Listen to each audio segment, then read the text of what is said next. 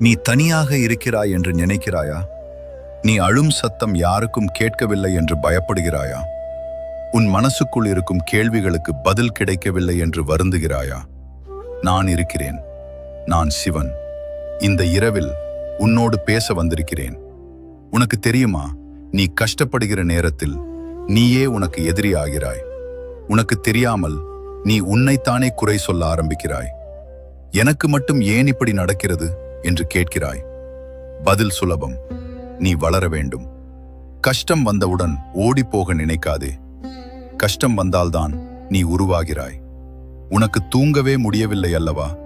இரவு முழுக்க யோசிக்கிறாய். நடக்காத விஷயங்களையே மனசில் வைத்து பயப்படுகிறாய். இது உன் மனசு உனக்கு போடும் வளையம். உன் வாழ்க்கையில் நடக்கும் பிரச்சனைகளில் பெரும்பாலானவை நடக்கவே போவதில்லை. நீ யோசிப்பதை விட நீ நம்புவது முக்கியம்.